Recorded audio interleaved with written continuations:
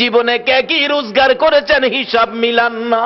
আমার নবী বলেছে আদ-দুনিয়া ও মাজরাতুল আখিরা, দুনিয়াটা আখিরাতের বাজার, আখিরাতের জন্য কে কি বাজার করেছেন হিসাব মিলান। মরার আগে মইরা দেখেন আপনার কিছুই নাই, শুধু 3 টুকরা কাফন ছাড়া আর কিছুই আপনার নাই। সব সম্পদ ছেলেমেয়েরা বাদ করে নিয়ে যাবে। নবীজি চোখের পানি ছেড়ে ঘোষণা দিয়ে গেলেন, ও আব্দুল্লাহ আনসারী, তোদের জান্নাতের চাবি রোজগার হয়ে গেছে। পিছে পিছে যাইতেছে নবীজির আগায়া দেওয়ার জন্য। রাস্তায় উঠে যাবে, বাড়ির সীমানা শেষ। আমার নবী দেখে ছোট্ট ছোট্ট 2টা বাচ্চা একটা খেজুর গাছের গোড়ার মধ্যে এইভাবে বাচ্চা 2টারে গাছের সাথে বাইদা রাখছে। বাচ্চাগুলো কানতে কানতে জামা কাপড় ভিজে গেছে। আমার নবী পাশে দাঁড়াইয়া ডাক দিলেন, ও বাচ্চারা, তোমাদের এই কষ্ট কারণটা কি? বাচ্চাগুলো কান্দে, হুজুর রাস্তা দিয়া কত মানুষ যায় গো, আমরা কেউ জিগায় না। ও বাবা মুসলমান, এটাও তোমার আদর্শ? তুমি পেট ভরে খাইলা, তোমার আশপাশি ঘরের লোকগুলো খাইলো না, তুমি খবর নিলা না, শুধু নামাজ পড়ে বাড়িতে গিয়া ঘুমাইলা। এই নামাজে আমার আল্লাহ খুশি হবে না। আমার নবীর আদর্শে ফিরে যান। ও বাবারা, ভাইয়েরা, শেষ পর্যায়ে এসে গেছি। নবী ডাকে, ও বাবারা, তোমাদের কি দুঃখ? হুজুর আমরা কেউ জিগায় না কেন যে আমরা এই বিপদে আছি। তোমাদের বাবার নাম কি? বাচ্চা 2টা আব্দুল্লাহ আনসারীর দিকে তাকাইয়া বলে, হুজুর আমাদের বাবা আব্দুল্লাহ আনসারী। নবী জিজ্ঞেস করে, ও আব্দুল্লাহ আনসারী, তোর বাচ্চাগুলোর এত কষ্ট, এত বিপদ, হাত বাঁধা ব্যাপারটা কি? আব্দুল্লাহ আনসারী শুধু কান্দে, কোনো কথা কয় না। আবার নবী জিজ্ঞেস করেন, ও বাচ্চারা, তোমাদের এই কষ্ট কেন, হাত বাঁধা কেন, বিপদ কেন? বাচ্চাগুলো কান্দে আর বলে, হুজুর আমার বাবা আব্দুল্লাহ আনসারী এত গরিব মানুষ, আজকে 6-7 দিন পার হয়ে গেছে গো নবী, আমাদের চুলায় আগুন জ্বলে না, না খাইয়া থাকতে থাকতে আমরা 2টা বাচ্চা পেটের খিদা সহ্য করতে পারি না গো নবী। 7 দিন যার চুলায় আগুন জ্বলে না, তারা আমার নবীর কথা মানে, 1 ওয়াক্ত নামাজ ছাড়ে না। যেই নবীর সুপারিশ ব্যতীত কেউ জান্নাতে যাইতে পারবেন না, বলুন এই নবীর আদর্শে যাওয়া আমাদের দরকার আছে কিনা? আমার নবী নিজেও চোখের পানি ছেড়ে দিলেন, দেরি করলেন না, দৌড়ে যাইয়া মসজিদে নববীর বারিন্দায়। আজকে শুনলাম সালেহ সাহেব বললেন, হুজুর আমার মসজিদের বারিন্দা নাই। ও বাউনির ভাইয়েরা, ভাবারা, মসজিদের বারিন্দায় আমার নবী, বারিন্দাকে নবী নিজেও ব্যবহার করতেন দেশের কাজে, শান্তির জন্য, মানুষের মুক্তির জন্য, হেদায়েতের জন্য। মসজিদের বারিন্দা আমার নবী ব্যবহার করতেন। মসজিদে নববীর বারিন্দায় যাইয়া আমার নবী 2টা চোখের পানি জর্জর করে ছেড়ে দিলেন। সাহাবীরা জড়ো হয়ে গেছে, কান্দে রে আমার নবী কান্দে। আল্লাহু আকবার বলুন। নবীর কান্না দেখে কেউ সহ্য করতে পারে না। ওমর তরবারি নিয়ে হাজির হয়ে গেছে। ইয়া রাসূলুল্লাহ, আমি ওমর বেঁচে আছি, বলুন কার দেওয়া ব্যথায় আপনার চোখের পানি আসছে, আমি ওমর তরবারি দিয়ে তাকে দ্বিখণ্ডিত করে দিব। আমার নবী বলেন, ওমর রে, আজকের চোখের পানি তরবারি দিয়া মুছতে পারবি না। মসজিদে নববীর বারিন্দায় দাঁড়াইয়া আমার নবী ডাকে। আবু বকর হাজির হয়ে গেলেন। ইয়া রাসূলুল্লাহ, আমি আবু বকর, যে আবু বকর 3 বার করে সর্পের দংশনে আপনি নবীর ভালোবাসায় জীবন দিতে রাজি, প্রয়োজন হলে আমি আবু বকর জীবন দিব। আমার নবী বলেন, আবু বকর রে, জীবন দিয়ে চোখের পানি বন্ধ করতে পারবি না। এইভাবে একের পর একজন আসতেছে, নবী কারো পক্ষে খুশি হয় না। একটু পরে দেখা যায় দূর থেকে আসতেছে হযরতে উসমান গনি রাদিয়াল্লাহু তাআলা। ও দনিরা, কে হবে গো উসমান গনি? হাসতেছে, চোখের পানিগুলো ছেড়ে ছেড়ে নবীজি কান্দে। উসমান গনি ডাকতেছে, হুজুর আমি উসমান গনি আসলাম। নবী গো, বলুন কিসের বিনিময় চোখের পানি মুছা যাবে? আমার নবী এইভাবে 2টা হাত বাড়াইয়া ডাক দিলেন, উসমান গনি রে, আয়, আমি নবী তোর দিকে তাকাইয়া রইছি। মসজিদে নববীর বারিন্দায় আমার নবী উসমান গনির দিকে তাকিয়ে আছে। আমি জানি না আজকে বাউনির জমিনে আমার নবী মদিনার থেকে এই মসজিদের বারিন্দার জন্য কার দিকে নবী তাকাইয়া রইছে। উসমান গনি আয়, আমি নবী তোমার দিকে তাকিয়ে আছি। নবীজির সামনে দাঁড়াইলে উসমান গনি ডাকতেছে, ইয়া রাসূলুল্লাহ, বলুন কিসের বিনিময় আপনার চোখের পানিগুলো মুছতে পারি? আমার নবী কান্দে, উসমান রে, পারবিনি ইহুদির বাড়ির খেজুর গাছটা আমারে কিনা দিতে? আমি নবীর চোখের পানি বন্ধ হয়ে যাবে। যায়া দেখ আমার আব্দুল্লাহ আনসারীর 2টা বাচ্চারে কি কষ্ট দিয়ে রাখছে। 7 দিন চুলায় আগুন নাই রে, এই খেজুর গাছের খেজুর টুকায়া বলে খাইছিল। গাছটার মালিক ইহুদি, 2টা বাচ্চারে গাছের সাথে বাইধা রাখছে। একটা দৌড় মারছে উসমান গনি রাদিয়াল্লাহু তাআলা। কারা গো এই মসজিদের পক্ষে আছো? এটাই হবে আমার আল্লাহর পক্ষ, এটাই হবে আমার নবীর পক্ষ। যারা মসজিদের পক্ষ থাকবে আমার নবী তাদের পক্ষে থাকবে, যারা মসজিদের বারিন্দার পক্ষে গো আমার নবী তাদেরকে না লইয়া ফুলসিরাতের ফুল নবী পার হবে না। উসমান গনি ডাকি, ইয়া রাসূলুল্লাহ, কথা দিলাম খেজুর গাছ না নিয়ে আমি আসবো না। ডাকতেছে, ইহুদি বাড়িতে আছো? জি। খেজুর গাছটা বিক্রি করে দাও। ইহুদি কয়, বাড়ির খেজুর গাছ বিক্রি করবো? কান্দে উসমান গনি, এরে ইহুদি, নিষেধ দিস না, আমার রাসূল কান্দে রে এই গাছটার জন্য। আজকে যা চাইবি তা পাইবি, বিক্রি করতে হবে। ইহুদি কয়, সুযোগ যখন পাইছি একটা গাছের বিনিময় মনের মতো লওয়া লমো। ও উসমান গনি, তোমার 100 খেজুর গাছের একটা বাগান, 100 খেজুর গাছ সহ বাগানটা যদি আমারে দিয়ে দাও আমি একটা গাছ তোমারে দিব। উসমান গনি একটা চিৎকার মারছে, আরে ইহুদি, মাত্র 100 খেজুরের গাছ চাইছস রে? আবার রাসূল কান্দে। রাসূল খুশি করার জন্য আজকে যদি আমি উসমান গনির সকল সম্পত্তি চাইতি, একটা গাছের বিনিময় আমি উসমান গনির সব তরে দিয়ে দিতাম। ও বাবারা ভাইয়েরা, এই রাসূল খুশি করার জন্য সকল সম্পত্তি দিয়ে উসমান গনি একটা খেজুরের গাছের দলিল নিতে রাজি। ইহুদি বলেন 100 গাছ দিলেই হবে। 100 গাছের দলিল দিলেন উসমান গনি, একটা গাছের দলিল দিলেন ইহুদি। এই দলিল নিয়ে রাসূলের সামনে হাজির। আমার নবী চোখের পানি জর্জর করে ছেড়ে দিলেন, উসমান গনি রে, আমি কথা দিলাম রে, তরে না লইয়া আমি নবী জান্নাতে যাব না। বাবারা ভাইয়েরা, এই নবীর কথা কার কাছে ভালো লাগে? কে নবীর পক্ষে থাকতে রাজি? মসজিদ আল্লাহ খুশির ঘর, মসজিদ আল্লাহ পাওয়ার ঘর, মসজিদ জান্নাত পাওয়ার ঘর, মসজিদ গুনাহ মাফের ঘর। এই মসজিদের বারিন্দার জন্য আমি আপনাদেরকে নিয়ে দোয়া করব। দোয়ার আগে 5টা মিনিট অনুরোধ হলো, আমি আপনাদের মেহমান, কেউ উঠবেন না। যদি উঠেন আমি কষ্ট পাবো। মোহব্বতে আর একটু দুরূদ শরীফ পড়ুন। আল্লাহুম্মা সাল্লি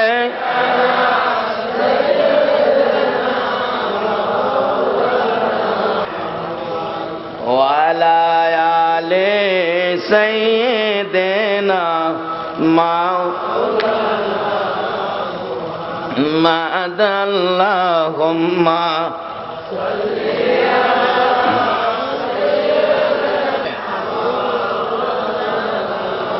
মুহাম্মদ ওয়ালা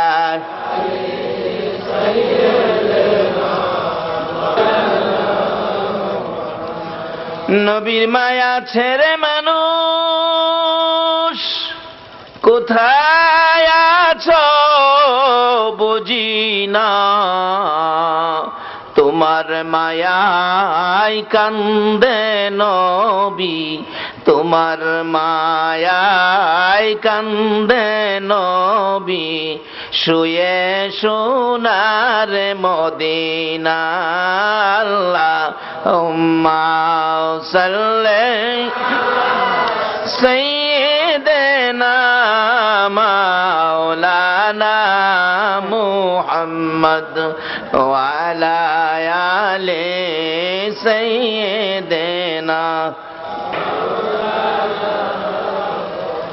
بلغ العلا بكماله কাশাফাত দুজা বিজামালিহি হাসনাত জামিউ খিসালিহি সাল্লু আলাইহি ওয়া আলিহি। আসুন দোয়া করি, আস্তাগফিরুল্লাহ রাব্বি মিন কুল্লি যামবিন ওয়া আতুবু ইলাইহি লা হাওলা ওয়ালা কুওয়াতা ইল্লা বিল্লাহিল আলিয়্যিল আযীম। আসুন দোয়া করি, দোয়ায় শরীক হন সকলে। আল্লাহুম্মা আমিন, আল্লাহুম্মা আমিন। ربنا ظلمنا أنفسنا وإن لم تغفر لنا وترحمنا لنكونن من الخاسرين رب ارحمهما كما ربياني صغيرا রব্বুল আলামিন, জানি না কিভাবে ডাকলে খুশি হইবা, জানি না কিভাবে ডাকলে জীবনের গুনাহ ক্ষমা দিবা। মাবুদ রে, বেবুদ শিশুর মতো দুটো করে হাত বাড়াইলাম।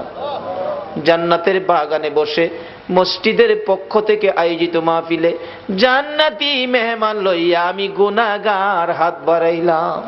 মাবুদ, মায়ার নজরে তাকাইয়া দেখো কত নাইবে নবী আলেম ওলামারা হাত বাড়াইছে। মাবুদ রে, সাদা দাড়িওয়ালা মুরব্বী বাবারা হাত বাড়াইছে, খালিদ বিন ওলীদের মতো যুবকেরা হাত বাড়াইছে, পর্দার আড়ালের মা বোনেরা হাত বাড়াইছে। এই মাহফিলের সঙ্গে তুমি এই হাতগুলি কেমনে খালি ফিরাইবা গো আল্লাহ? মাবুদ, এই মাহফিলের উসিলাই, এই মাহফিলে যারা হাত বাড়াইছে, আমি নেককার বুঝি না, গুনাহগার বুঝি না, মেয়ে বুঝি না, পুরুষ বুঝি না, আজকের জন্য নামাজি বুঝি না, বেনামাজি বুঝি না, যারা এই হাত বাড়াইছে গো, আমাকে সহ সকলের জীবনের গুনাহগুলো ক্ষমা করে দাও। মাউত, ক্ষমা চাইলাম জীবনের গুনাহ ক্ষমা যদি না করো, কবে জানি মৌতের চিঠি দিয়ে আজরাইল পাঠাইয়া দাও, কবে জানি গর্তে বাহির করবে রে, আর ঘরের ভিতরে নিবে না। উঠানের কিনারে পর্দা টানাইয়া জীবনের শেষ গোসল করাবে রে। আদুরের সন্তানেরা ঘরের বারিন্দায় দাঁড়ায়া দাঁড়ায়া কাঁদবে আর ডাকবে, বাবা গো, পর্দার ভিতরে কিসের গোসল করো গো বাবা? মা টাইনা টাইনা বুকে জড়াবে, আইরে আমার এতিম, আজকাল থেকে তোমরা এতিম হয়ে গেছো।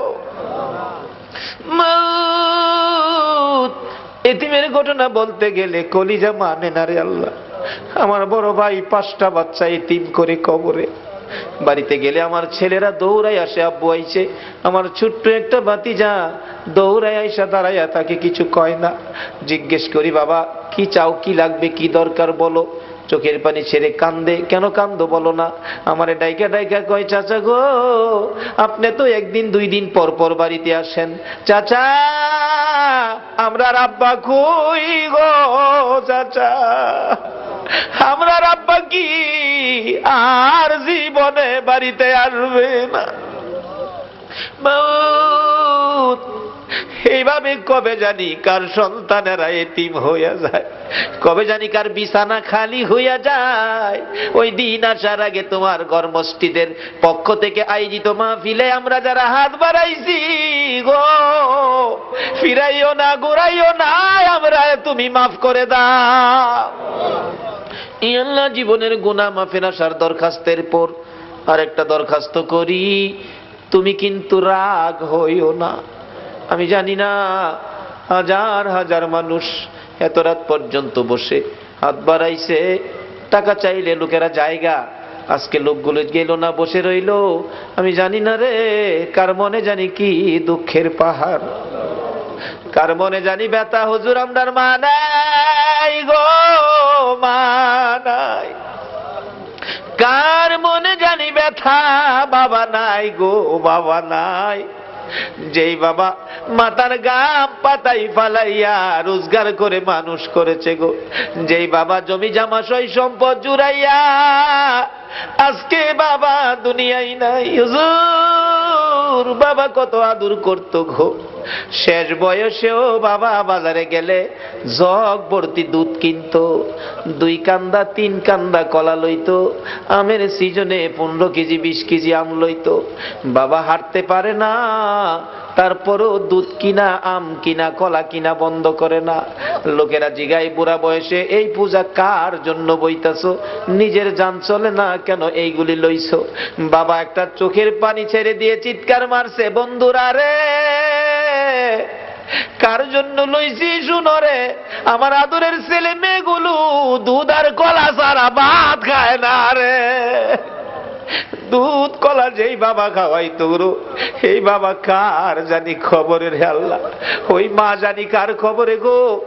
মার কুলে থাইকা মার কুলে কত পসরা পায়খানা করছি, অন্য মহিলারা নাকে কাপড় দিত, তোমার আমার মা জীবনে কোনদিন নাকে কাপড় দেয় নাই। মা সন্তানেরা যদি কোথাও যাইতো, রাত্র 12টা 1টাও যদি বাজছে, সারা গ্রামের ঘরের দরজা বন্ধ হয়েছে, মা দরদি দরজাটা খুইলা বিনাইয়া বিনাইয়া কাঁদছে। একটা গাছের পাতা যদি পড়ছে, একটু আওয়াজ যদি হইছে, মা 2 কদম সামনে গিয়া একটা চিৎকার মারছে, বাবা আইসনি, আমি তোমার মা দাঁড়াইয়া রইছি। বাবারে বাড়ির দিকে তাকাইয়া দেখো, এই দরজা জানি কার বন্ধ হইয়া গেছে। এই মারে কবরে শুয়াইয়া, বাবারে কবরে শুয়াইয়া চোখের পানি কার জন্য রাখছো? মাহমুদ রে, মায়ের অভাবী ছেলেরা কি করে? এতদিন তো শুধু বলতাম, এখন তো নিজেও মার অভাবী। একটা মায়ের অভাবী ছেলে বিদেশ থাকে, সপ্তাহ সপ্তাহ টেলিফোন করে, মা মা তুমি কেমন আছো, আমারে জানাইও। মা কই, বাবা বিদেশ গেছো টাকার জন্য, সপ্তাহ সপ্তাহ টেলিফোন করে টাকা নষ্ট করলে কেমনে হইব? টাকা চিনো রে বাবা, টাকা চিনো। ছেলেটা টেলিফোন করে বলতেছে, মা মা গো আমারে বাধা দিও না গো মা, আমি টাকা চিনি না, আমি চিনি আমার দরদি মা।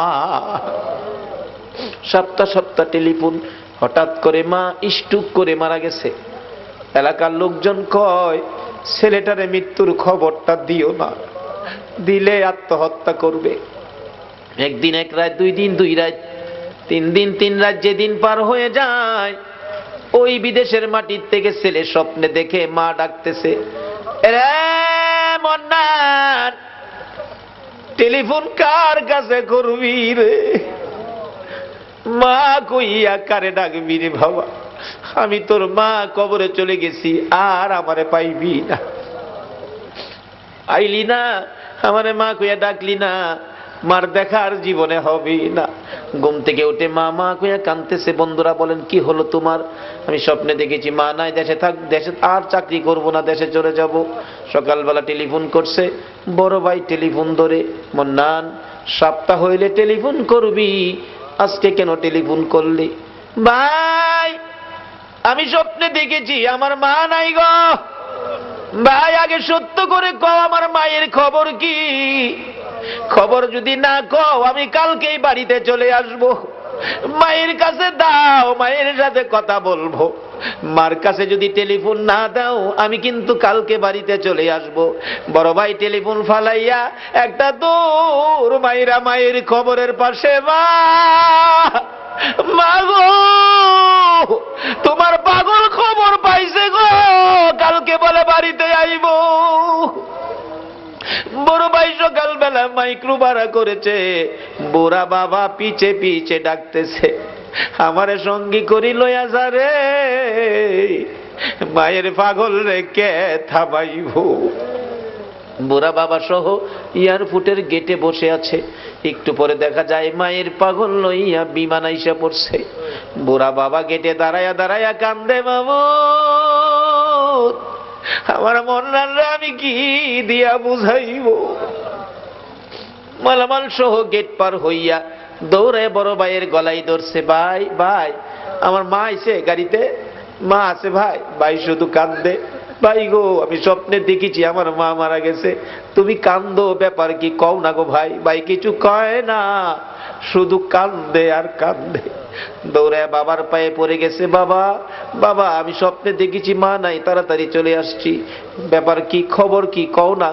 বাবা ধৈর্যের সহিত বলতেছে, মন্নান আয় গাড়িতে, বাড়িতে যায় দেখবি তোর মা কেমন আছে। গাড়ি টান দিলে একটু পরে বলতেছে, মন্নান বাবা গো মা মরে গেছে, স্বপ্নে দেখে চলে আসছি, কিছু আনতে পারি নাই, শুধু মায়ের জন্য একটা স্বর্ণের চেন আনছি গো বাবা, এই চেনটা তুমি মার কাছে বুঝাইও। বাবা কান্দে, বাবু এই চেন আমি কার হাতে দিব। মন্নান রে এই চেনটা তোর কাছে রাখ, তুই তোর মার হাতে বুঝাইয়া দিস। বাড়ির কাছাকাছি মাইক্রো গেলে দূর থেকে মন্নান তাকাইয়া দেখে বাড়ির গেটের সামনে রে শত শত মহিলারা কান্দে, একজন আরেকজনকে ডাকতেছে, দেখা যায় রে মায়ের পাগল আইসা পড়ছে। মন্নান বারবার জিজ্ঞেস করে, বড় ভাই এত মহিলা কান্দে, ব্যাপার কি, কি হয়েছে নতুন করে। কিন্তু বড় ভাই গো এত মহিলা কান্দে, আমার মারে তো দেখা যায় না। বড় ভাই আর কথা কয় না, গাড়িটা থামলে দরজাটা খুলছে, মন্নান তাকায়া তাকায়া দেখে মা কই, মারে দেখা যায় না।